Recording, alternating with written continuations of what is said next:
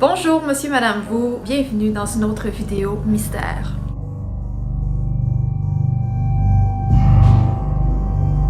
Dans cette vidéo, il sera question des...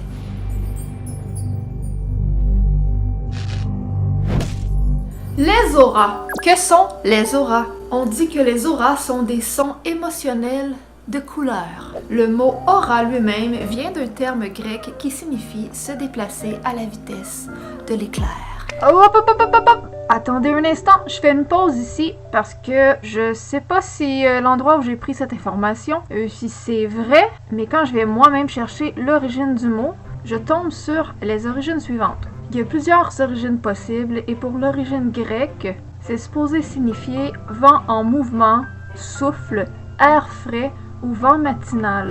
Faut savoir que c'est plus qu'un rayon de couleur autour d'une personne. Certaines personnes considèrent que les auras sont faites de vibrations. Des vibrations électrophotoniques qui sont générées en réponse à un genre d'excitation externe. La clé de l'aura, c'est qu'elle contient des informations à propos de l'essence d'une personne ou d'un objet qu'elle entoure. Puis là, attention, tout le monde peut voir les auras. C'est pas un pouvoir magique, mais c'est bien une pratique qui est à la portée de tous, avec bien sûr le vouloir d'y croire. Et une ouverture d'esprit. C'est connu, et j'ai envie de dire scientifiquement connu, que tous les êtres, les objets émettent des énergies non perceptibles à l'œil. Il y a un champ magnétique autour de nous tous. Afin de le voir, il faut regarder avec un autre œil que celui, ou les deux yeux en fait, qu'on regarde les objets qui sont faits de particules perceptibles par nos sens, soit le toucher, la vue, l'ouïe, l'odorat, etc. Les auras autour des humains sont en partie composées de radiation électromagnétique qu'on retrouve par exemple dans les micro-ondes, de radiation infrarouge à basse fréquence ainsi que de rayons ultraviolets à haute fréquence. Le rayon ultraviolet est plus lié, lui, à notre activité consciente. La réflexion, la création, l'intentionnalité, les émotions et le sens de l'humour. Ce dit rayon ultraviolet est la partie qui peut être visible à l'œil nu. Avant de poursuivre, n'oubliez pas que c'est prouvé que les couleurs créent des réactions chez nous, des émotions. Autant en est-il pour les sons, les odeurs, etc. Pour vous donner un exemple, regardez ce phénomène populaire depuis quelques années qui consiste à visionner des vidéos d'actions satisfaisantes. Que ce soit en les faisant nous-mêmes ou en les visionnant. Vous ressentez alors une joie, l'impression d'être comblé, une satisfaction, un réconfort, un relâchement, une certaine jouissance, etc. Vous voyez où je veux en venir. Ça s'apparente souvent à ceux qui ont des TOC, des troubles obsessionnels compulsifs, donc pour eux, c'est sûr que ça va être très satisfaisant, ce genre de truc. C'est d'ailleurs pour ça que certaines personnes qui ont des TOC comme ça ont le besoin de, par exemple, toujours tout placer droit parce que c'est satisfaisant, c'est comme un besoin chez eux. Donc, de regarder des vidéos comme ça, c'est ce que ça crée en nous parce qu'on a tous un certain niveau, un besoin de satisfaction à combler.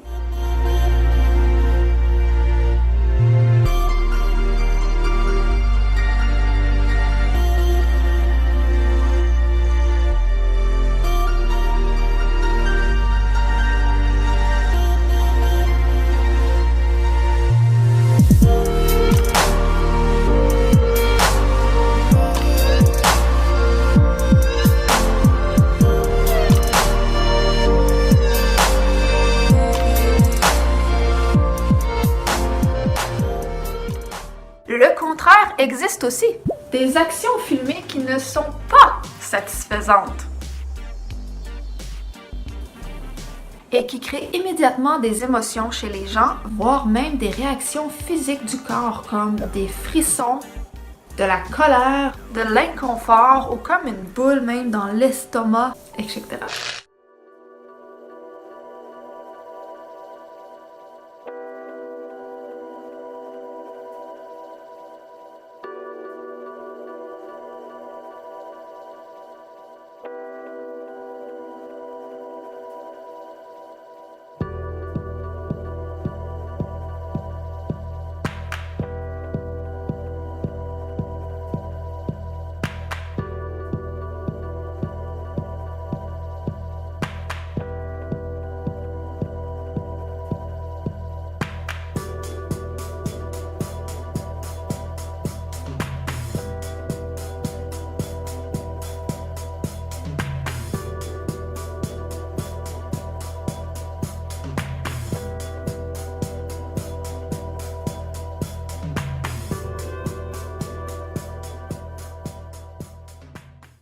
autre phénomène du genre, on peut dire populaire, est ce qu'on appelle le ASMR, en anglais pour Autonomous Sensory Meridian Response, que l'on peut traduire en français par réponse sensorielle autonome culminante. Ça a l'air bien compliqué, mais ça ne l'est pas tant en fait. Cette pratique consiste à utiliser des effets de chuchotement pour éveiller certaines pulsions et pour relaxer. Certains se servent de ces pratiques pour s'endormir ou même pour éveiller certains désirs sexuels. On va pas se le cacher là. En général, ce sont des vidéos de gens qui chuchotent, qui font des sons croustillants vraiment très près du micro, qui font du tapotage sur des objets. Il y en a même qui font certains bruits de bouche, certains sons de glissement, de frottement, des choses comme ça. Ces sons particuliers, lorsque bien faits, créent des réactions physiques chez les gens, en plus de leur effet relaxant. On parle de poils qui se dressent, de désirs qui montent, de laisser aller qui apaise, etc. Ça peut vite devenir très malaisant, car on voit bien que ça agit malgré nous. Et plusieurs ne sont pas prêts pour ça. Personnellement, c'est pas ma tasse de thé. Je vous laisse un extrait. Bonsoir.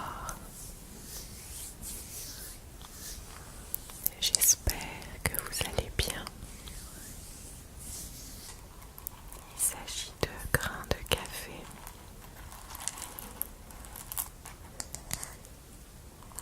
J'en ai parlé avec une abonnée d'ailleurs il n'y a pas longtemps par message.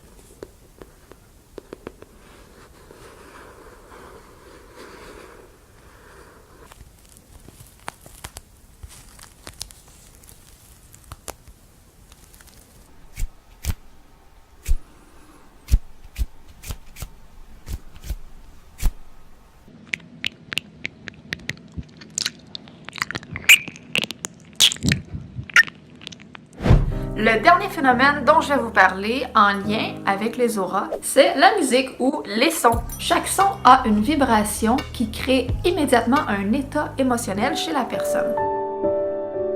Que vous en soyez conscient ou non. D'où le fait que beaucoup aiment écouter de la musique triste quand ils sont par exemple en peine d'amour. Ce n'est qu'un exemple, mais il y en a vraiment des milliers d'autres. En fait, nous nous nourrissons de cette façon volontairement ou pas. Tout est une question, dans la musique et les sons, de tonalité, de gamme sonore, de décibels, de type de son, d'enchaînement de notes, de rythme, de mélodie, puis de d'autres facteurs du genre. Cette technique est même utilisée en marketing très souvent ou en thérapie. Mais si ceci n'est qu'une réaction à court terme, une réaction plutôt immédiate, il existe aussi des réactions qui sont sur le long terme. Ça se développe de façon beaucoup plus subtile grâce à tous les sons et musiques qui vibrent autour de nous dans notre environnement lorsque nous évoluons tout au long de notre vie. Si ça vous intéresse, je ferai une vidéo à ce sujet. Bon, il existe bien d'autres phénomènes qui nous démontrent à quel point nous sommes réactifs à ce qui n'est pas cohérent avec nos sens. Les sens que je nommais tantôt, la vue, l'ouïe, l'odorat, le toucher, avec tout ce qui n'est pas tangible pour nous dans le fond, avec ce qui est d'une autre nature. Et de même que ces phénomènes, les auras, ne sont que la couleur de nos émotions. De toute cette nourriture qu'on prend, comme les sons, c'est un reflet de notre âme, de notre esprit, de notre nous intérieur. Ne vous est-il jamais arrivé de rencontrer quelqu'un pour la première fois et sans savoir pourquoi, de ressentir que ça ne cliquait pas entre vous, sans savoir pourquoi vous ressentiez une énergie négative? Ou l'inverse, que tout d'un coup ça clique comme si vous vous étiez toujours connu par exemple. Oui, tu sais, c'est ressenti qui arrive soudainement. Même chose pour un lieu. Peut-être vous est-il déjà arrivé d'arriver dans un lieu et d'y être très inconfortable et de ressentir une lourdeur, par exemple. Ben voilà, vous arrivez sans le vouloir à sentir l'énergie de certaines auras, mais sans les voir. Il est tout à fait possible de développer ce sens et ensuite de savoir l'interpréter.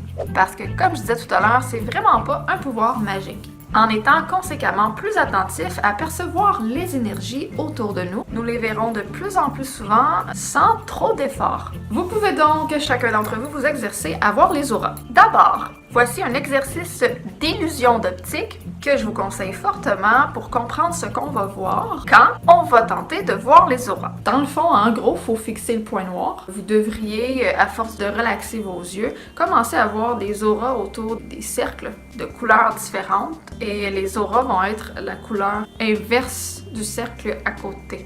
Vous allez comprendre.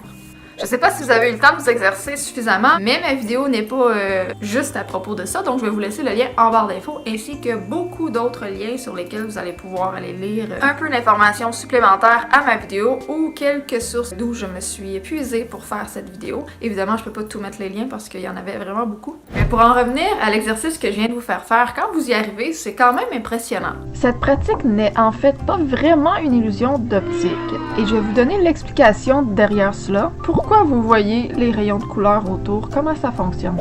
C'est ce qu'on appelle faire travailler sa vision périphérique.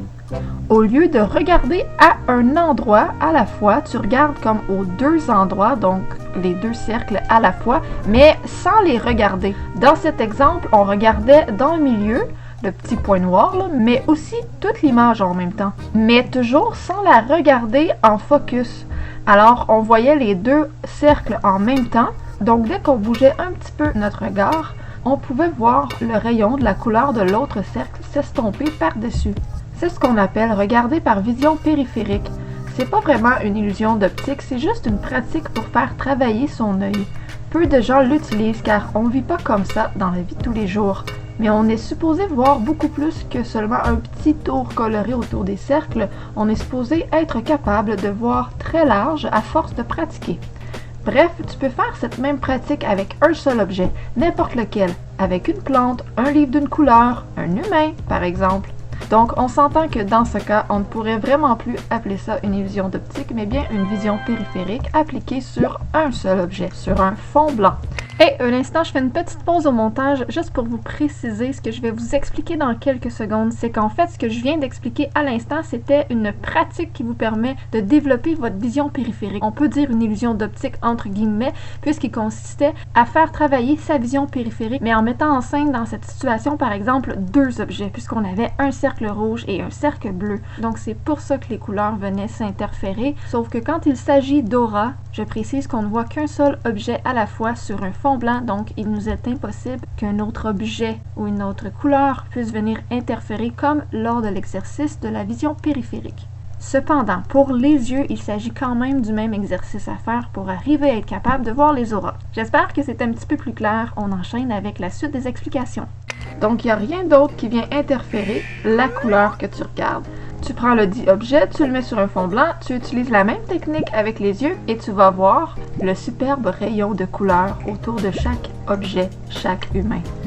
C'est ce qu'on appelle l'aura. La couleur va être différente chaque fois. C'est vraiment impressionnant. Pour ceux d'entre vous qui sont capables de voir les illustrations 3D dans des mosaïques, souvenez-vous de votre première fois. C'était impressionnant de voir ces images ressortir du livre. Tu sais, ces genres de mosaïques-là, ça vous dit quelque chose? Wow!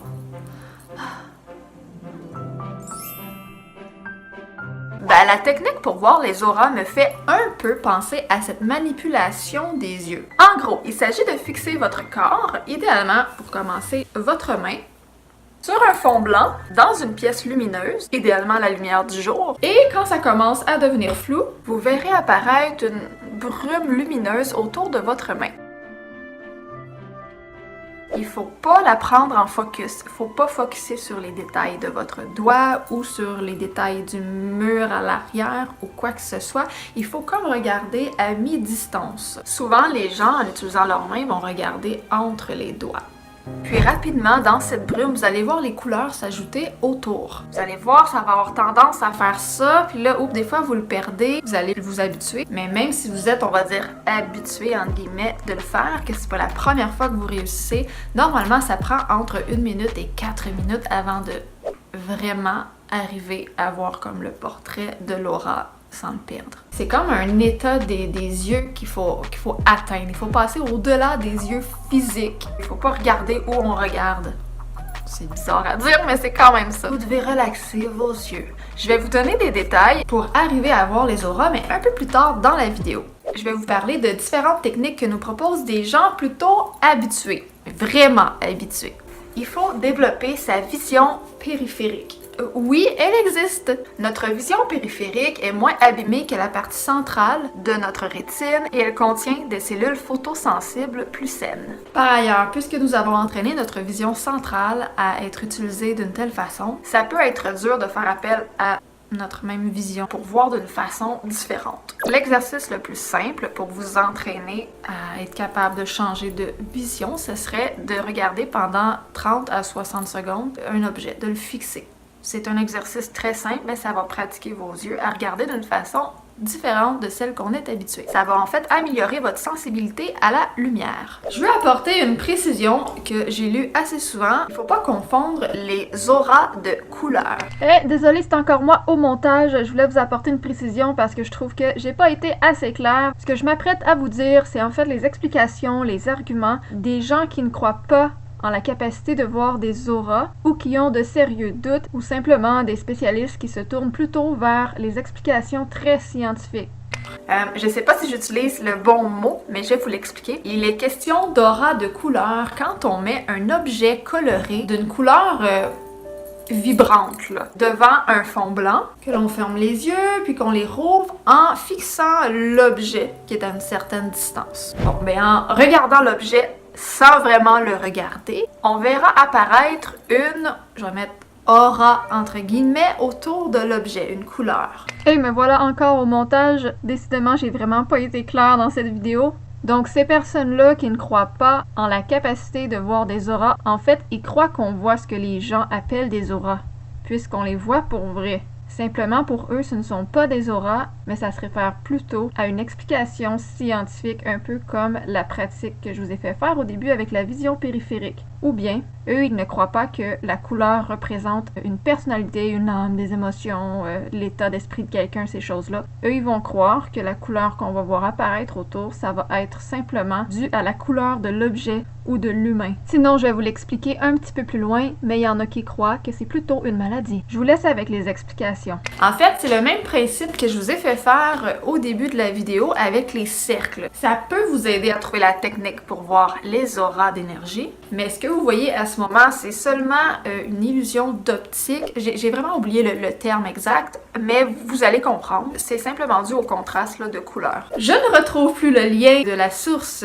du document que j'ai lu pour trouver cette information. Ça date d'il y a environ 2 ans. C'était un lien, on va dire, plutôt qui se range plutôt du côté scientifique et non du côté ésotérique. Mais c'était relativement simple comme explication. En gros, par exemple, un objet mauve, violet vibrant reflèterait toujours autour de l'objet la même couleur. Si c'était un objet bleu, mais son aura de couleur serait toujours de telle couleur. Je me souviens plus des couleurs qui vont avec lesquelles, mais c'était en théorie, c'était pas mal ça. Exemple, bleu va toujours avoir un aura rougeâtre. Pourquoi?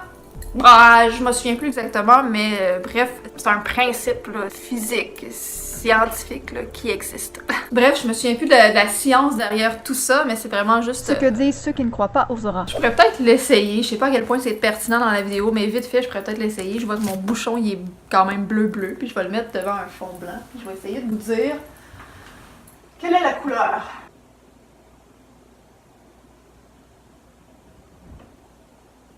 Ouais, ok, ça a tendance à être genre orangé, rouge. J'ai pas laissé longtemps, là, mais je voyais des nuances de rouge, orange brûlé, orangé.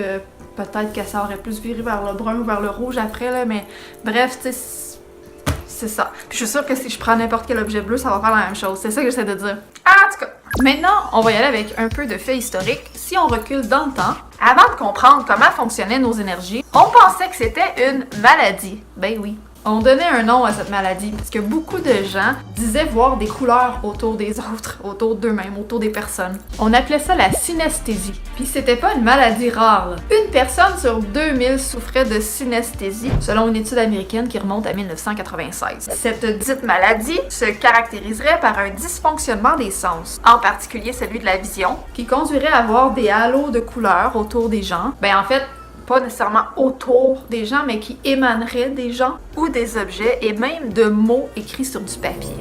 Étrange maladie. Petite parenthèse, quand j'ai lu ça, ça me fait sourire parce que je me souviens avoir eu vraiment beaucoup de périodes dans ma vie que je voyais justement quand que j'étais comme focusée, mais en même temps un peu dans la lune, sur des textes écrits.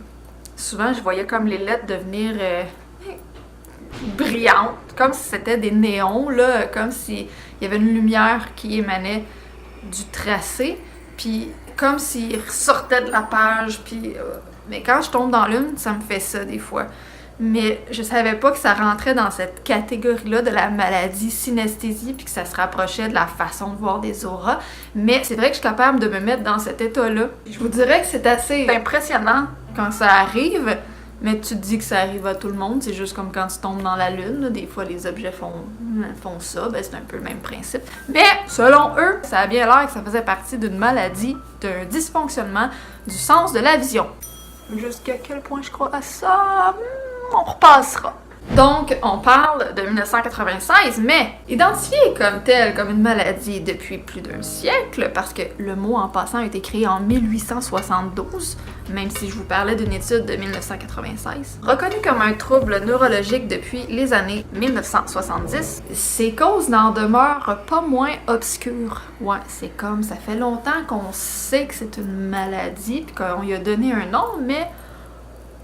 pourquoi? Comment? C'est quoi? C'est très obscur. C'est surtout parce que c'est difficile à être étudié. Une personne peut bien prétendre voir des couleurs émaner de nulle part, mais comment diable est-ce qu'on peut vérifier ça? Hein? Qu'est-ce que la synesthésie? Depuis les années 1970, les tentatives d'explication sont nombreuses. Fait que je vais faire une autre tentative ici parmi les tentatives qu'ils ont déjà faites. Les neurologues, pour leur part, invoquent une série de mauvaises connexions des neurones qui seraient survenues dès l'enfance. Deux zones du cerveau proches une de l'autre attirent leur attention. Une, appelée le cortex rétrospénial, qui est associé aux émotions, et l'autre, appelée V4, associée à la perception des couleurs. Encore aujourd'hui, les avis sont très partagés à savoir si c'est simplement une habileté tout à fait normale ou une maladie, un corps défectueux, on va dire. Mais il y a d'autres chercheurs qui poursuivent une piste génétique. Ouais, que ça serait dans les gènes. D'autant plus que les problèmes se limitent pas toujours aux couleurs. Certains synesthètes, donc des gens atteints de cette maladie qui est la synesthésie, ont plutôt un goût étrange dans la bouche, donc qui se rapporte au sens du goûter, mais seulement lorsqu'ils croisent des personnes bien précises. D'autres ont une sensation d'oppression sur la peau, donc le sens du toucher. Mais ce sont effectivement les problèmes de vision qui sont les plus connus. Dans les cas extrêmes de synesthésie, ces couleurs qu'ils voient peuvent vraiment nuire à leur apprentissage lors de la lecture. Ça revient un peu à ce que je disais tout à l'heure. À l'inverse, le jeu des couleurs a pu faire naître chez plusieurs synesthètes le goût pour le dessin et la peinture. Moi, savez-vous ce sujet-là, le sujet des auras et tout ça, là, ce qu'on parle depuis tout à l'heure, savez-vous à quoi ça me fait penser, ce que ça me rappelle? Ça me rappelle la déformation des couleurs par défaut, mais surtout de ce qu'on voit en fait par la chaleur. Vous savez, comme quand on regarde l'horizon au loin et qu'il fait très chaud, comme dans un désert, mais ça peut arriver n'importe où. Ou quand on regarde au-dessus d'un feu de camp. Le lien que je fais ici, c'est que c'est également une altercation de notre réalité visuelle par quelque chose d'invisible, quelque chose de perturbateur. Alors je crois aux auras parce que je trouve ça logique et parce que j'arrive à voir la mienne. Voulez-vous connaître ce que je vois? Bon, pour ce qui est de ma main et de l'avant-bras, on va dire tout ça. Ce que je vois sur moi, mettons, dans la période actuelle de ma vie, pas lors des essais que j'ai faits il y a plusieurs années, c'est pour commencer une lumière très très blanche. Très blanche. C'est un blanc qui ne peut pas être recréé par une lumière artificielle. Je sais même pas comment l'expliquer, c'est vraiment très... Ça a environ, je dirais, 1,5 pouce de large. Puis après le blanc, il y a comme une infiltration de nuances, on va dire vert, mais tu sais, vert très clair. C'est encore blanc, mais c'est comme si il y a un filtre de vert par-dessus. Et même chose pour un bleu très clair. La quantité de vert et de bleu varie un peu selon l'endroit sur mon corps, sur mon avant-bras ou ma main.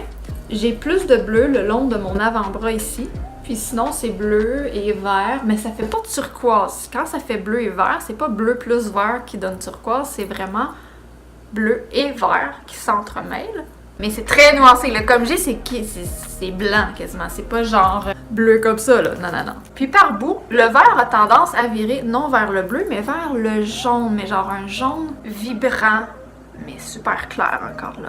Translucide. Au total, donc avec le blanc et la couleur, je peux voir mon aura d'une largeur d'à peu près assez large en fait pour que l'espace entre mon index et mon pouce soit complètement rempli. Rempli de lumière d'aura. La photo que vous voyez ici, c'est à peu près ce que je voyais dans les mêmes couleurs, tout ça.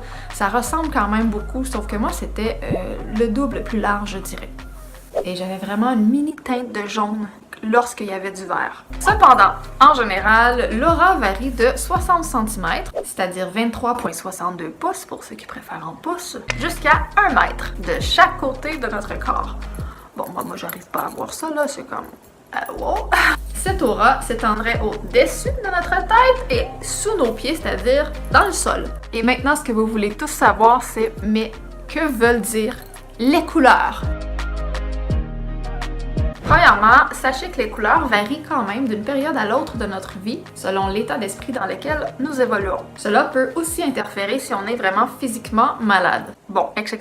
Il y a plusieurs autres éléments perturbateurs. Il y a soi-disant plusieurs couches de couleurs dans une aura, et les nuances peuvent varier un peu selon certaines parties du corps, donc la tête versus le bras. Certains, en fait beaucoup de gens, parleront de chakras et des 7 couches de couleurs qui les entourent, qui forment comme l'enveloppe ovale. Deuxièmement, sachez qu'il existe plusieurs sources d'interprétation des couleurs, et ça peut parfois différer d'une version à l'autre, mais en général, ça se ressemble pas mal beaucoup. Je vais vous donner les grandes lignes d'interprétation des couleurs d'aura chez les humains. Pour commencer, le rouge. Positif, lorsqu'il est clair ou brillant, le rouge traduit de l'énergie, de la chaleur et de la vitalité. À l'inverse, il peut également exprimer de la colère, de la révolte, voire même de la haine. Lorsqu'il est teinté de brun, ce sont des notions de peur. Lorsqu'il a des reflets jaunes, rouge est synonyme d'émotion et de désir incontrôlé. Le orange. Selon la nuance de la couleur orange, on ressent de l'énergie et de la vitalité qui tournent vers l'égocentrisme alors que l'orange tire vers le rouge. Le jaune. Le jaune est globalement synonyme d'une activité intellectuelle intense. Lorsqu'il est sale ou boueux, le jaune traduit la ruse, l'avidité ou encore l'égoïsme. Le vert. La couleur verte est symbole d'équilibre. Lorsqu'il est clair, il traduit la guérison. Ainsi, un individu dont la couleur de l'aura est principalement vert émeraude sera quelqu'un de profondément engagé dans l'art de la guérison. Le vert, comme d'autres couleurs, peuvent prendre des aspects négatifs. Ça peut aussi traduire un profond égoïsme. Le bleu. Le bleu est traditionnellement associé aux sentiments religieux et à l'intuition. Plus profond, il peut tourner à indigo, traduisant le caractère d'une personne profondément orientée vers la religion. Son aspect négatif le fait apparaître avec des reflets de noir ou de brun, laissant place à un côté sombre de sa spiritualité. Le violet. À l'instar du bleu, le violet traduit des ambitions spirituelles plus importantes. Teinté de mauve lavande, le violet traduit également une bonne vitalité. Le blanc. Le blanc n'est pas une couleur en soi, mais la combinaison de toutes les couleurs existantes. Il est synonyme d'une intégration parfaite et la capacité d'union. Et là, essayez pas de voir mon aura en vidéo. On dit que les caméras ne peuvent pas capturer l'aura, c'est vraiment quelque chose qu'on peut voir en personne, puisque c'est quelque chose de vivant et qui change. La caméra peut pas faire cette espèce de jeu qu'on fait nous avec les yeux, donc elle va pas nous le capturer, donc vous allez rien voir en vidéo. Bon, il y a des exceptions à ce qu'il paraît, il y a des appareils spéciaux qui ont été inventés pour ça, mais... Maintenant que vous savez ce que c'est une aura, je vous reviens avec les différentes techniques pour pouvoir la voir. Des techniques, on va dire, qui sont présentées par des gens habitués. Premier conseil, c'est commencer d'abord par les sentir. Oui, s'entraîner pour les sentir est une très bonne façon pour commencer à les voir. Ça signifie simplement qu'il faut porter attention à ce que vous ressentez en présence d'une personne. Prenez une profonde respiration, expirez, puis concentrez-vous sur les sensations physiques de votre corps et vos réactions instinctives. Demandez-vous comment vous vous sentez en présence de telle personne. Demandez-vous-le. Nerveux, serein, agité, puis pensez à la couleur que vous attacheriez à cette personne, la couleur qui vous vient, et introduire cette pratique dans votre vie quotidienne vont faire en sorte que vous allez vous améliorer. Et lorsque vos capacités s'amélioreront, ressentir et puis voir les auras deviendra beaucoup plus facile. Donc, première technique, c'est celle que je vous ai parlé en début de vidéo avec la main. Vous pouvez la mettre devant un mur blanc ou simplement une feuille blanche à l'arrière. Je vais vous mettre des liens utiles en barre d'infos pour que vous puissiez aller voir des tutoriels un peu plus complets. La technique numéro 2, vous regardez devant un miroir. Si vous pouvez vous regarder au complet devant un long miroir en étant devant un mur blanc. Ou bien vous pouvez aussi coller des grandes feuilles blanches à l'arrière. Troisième technique, regardez dans la noirceur. Ouais. Certains arrivent à mieux pas focusser quand ils voient moins les éléments distrayants, les détails. Donc, ils préfèrent regarder à la noirceur parce que selon eux, la luminosité des auras ressortirait plus facilement lorsqu'il ferait noir. Donc, pour débuter, certains préfèrent utiliser cette technique. Pour ce faire, allumez une chandelle dans un endroit à l'abri du feu, s'il vous plaît, dans une pièce qui est sombre. Asseyez-vous à quelques mètres de la chandelle, mais le dos tourné à elle. Et là, procédez avec les techniques. Là. Sinon, vous pouvez avoir la lumière allumée dans une pièce qui va être adjacente à la pièce sombre dans laquelle vous vous trouvez, le dos tourné à la porte. Même principe. Ensuite, que vous soyez debout ou assis dans la pièce sombre, ayez une surface sombre également devant vous comme une table en bois et mettez dessus la table soit une nappe ou du papier noir pour vous assurer qu'elle soit vraiment sombre et surtout sans éclat. Ensuite, faites la technique de regarder votre main ou quoi que ce soit. Mais franchement, moi je trouve que ça fonctionne pas du tout, mais essayez-le. Quatrième et dernière technique dont je vais vous parler, c'est que vos doigts collent! Vous avez sûrement déjà fait l'exercice quand vous étiez enfant. Nous, on apprenait ça dans un des cours à l'école ou sinon... C'était bien populaire, là. Il y a toujours un ami ou quelqu'un qui vous montrait ce tour-là, là, que vos doigts collent ensemble, vous êtes plus capable de les décoller. Bon, c'est un peu de ce principe-là que vous allez tirer la quatrième technique. Asseyez-vous dans une pièce légèrement éclairée et détendez-vous. Prenez quelques respirations profondes, toujours. Programmez votre esprit pour voir votre propre aura et concentrez-vous sur cet objectif. C'est vraiment important pour vous que vous y croyiez avant de le faire. Puis, faites toucher vos index. Frottez-les ensemble et collez-les un contre l'autre. L'aura est soi-disant collante. Et une fois qu'un doigt colle à l'autre, les énergies les maintiendra ensemble. Donc, je crois que c'est comme ça qu'il faut faire. Puis maintenant, concentrez-vous sur la zone entre les doigts, tout en continuant de les frotter. Après un instant, séparez vos doigts en laissant environ 1 cm entre eux. Concentrez-vous toujours sur l'espace entre vos doigts. Et là, je suis proche, là, mais normalement, il faut être un petit peu plus loin. Donc, en vous concentrant, voyez si vous pouvez voir une brume apparaître, une genre de fumée colorée ou un brouillard entre les doigts. Avec un entraînement continu, l'aura est supposée devenir de plus en plus nette, de plus en plus facile à voir. Lorsque ce sera le cas, répétez l'exercice avec vos mains en les frottant et en les séparant pour voir l'aura entre elles. Hey, je sais pas pour vous, mais moi je trouve ça vraiment fascinant. Puis je dirais même que ça peut s'avérer utile dans la vie de tous les jours, dans nos interactions avec les gens et dans la vie professionnelle. Apprendre à voir votre propre aura peut vous inspirer à changer et améliorer les signaux que vous envoyez dans le fond. Apprendre à voir l'aura d'une personne peut vous en dire beaucoup sur sa personnalité. Ça peut par exemple vous aider à démasquer un menteur, récolter des indices sur la nature de quelqu'un, diagnostiquer certaines maladies même, ou améliorer votre croissance personnelle. Sachez quand il est temps de purifier votre aura. Nous prenons l'énergie des autres sans même s'en rendre compte. Lorsque ces énergies sont négatives, elles affecteront également votre aura de façon négative. Vous avez peut-être vécu cette expérience, où vous êtes de bonne humeur et que vous allez passer un bon moment avec un ami. Vous passez une bonne soirée, mais à un moment, vous réalisez que vous vous sentez agacé ou anxieux. Et lorsque vous rentrez chez vous, vous êtes totalement de mauvaise humeur. Mais vous savez pas vraiment pourquoi. Une telle situation, par exemple, signifie que vous devriez purifier votre aura. Et même si elle ne semble pas déséquilibrée, c'est une bonne idée de la purifier régulièrement pour libérer toute énergie négative qui pourrait y avoir. Mais juste comme ça, là, avant de conclure, je veux pas ridiculiser le sujet du tout, mais il y a une question que je me pose. Est-ce qu'un daltonien, qui ne peut vraiment pas bien discerner les couleurs, peut voir les auras ou simplement voir les bonnes couleurs d'aura? Sûrement qu'on ne verrait pas la même chose, mais que son bleu serait le bleu qu'il a toujours vu dans la vie de tous les jours. Mais qu'advient-il des daltoniens qui ont vraiment, comme je dis, un problème à discerner toutes les couleurs? Il y a des couleurs qu'ils ne voient vraiment pas, donc ils vont penser que c'est une autre couleur simplement, donc Qu'est-ce qu'advient?